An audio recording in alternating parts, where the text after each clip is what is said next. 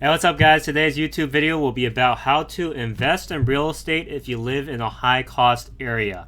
And for me, I actually live in California, so this is something that applies to me. California, San Francisco Bay Area prices, for example, just to give you an idea, are roughly 700,000 to over $1 million for a single family home.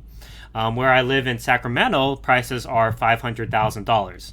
So that takes me to my first point. You have to buy a house where you make cash flow. If you're paying $3,000 a month for a mortgage, then you're going to have to be making $4,000 a month in rent to even make cash flow on that property. So it makes no sense to be purchasing properties that are, 3 bed, 2 baths for like $700,000 or $1 million price range. So the key here is actually not to invest necessarily in the exact same town that you live in, but within a 1 hour to 1.5 hour driving distance from where you live. And that's really key. There are 3 beds, 2 bath single family homes that are $300,000 in Stockton, California, versus the $500,000 houses that are in Sacramento, California. So naturally, I gravitated toward investing in Stockton, California because the cash flow there makes a lot more sense. The mortgage, a 15-year mortgage in Stockton, California, would be around $2,300 per month versus doing a mortgage in Sacramento for $3,700 per month. So for me, if I'm able to invest in Stockton and get about $3,000 in rent per month or $2,700 in rent per month, then I'm able to make a pretty good amount of cash flow on a 15-year mortgage.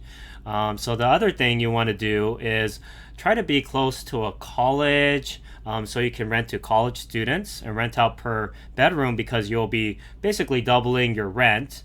If you go to Rentometer and then look how much rent you could get on a single family home in Stockton area, it's around $1,400 or so. If you were to look up on Craigslist how much a room would rent out for, though, the rooms usually rent out from $500 to $700 per month. And so if you had like 5 bedrooms, for example, that's 600 times 5 is $3,000 per month.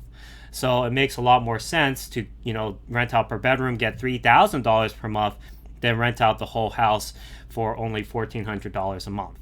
So that's a great strategy that I recommend using, as renting out to college students. You can also alternatively rent out to healthcare professionals. So nurses, doctors, dentists, pharmacists, med techs.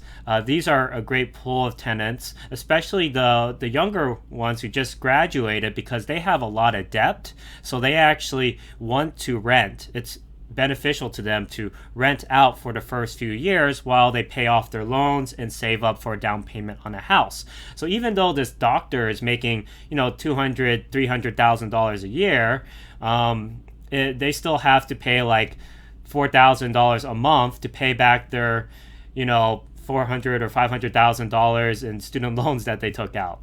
And just to give you an idea, as a pharmacist, a lot of pharmacists in California are coming out of school with around $200,000 or $230,000 in debt. So that's like a $3,000 a month payment towards student loans every month, basically.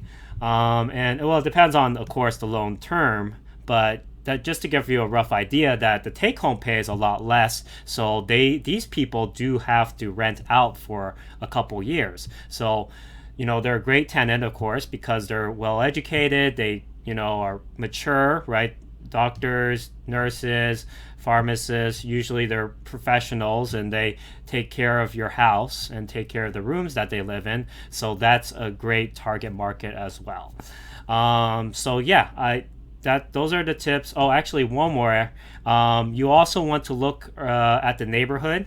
Make sure the neighborhood's not a trashy neighborhood, because that will determine what type of tenants you get as well. Because usually like a doctor, dentist, or whatever won't want to stay in a neighborhood that has a lot of trash around the area, or they see a lot of homeless people roaming around. They're kind of worried about their own safety, and so you do have to check out the neighborhood and do your due diligence. Look for red flags. We could talk about red flags on another video, but there's certain red flags you look out for on any property to make sure that it makes sense. It's a good deal. It's going to cash flow. It's not going to cost you a lot of money dealing with evictions or water leaks or a house that's generally not well maintained or something like that.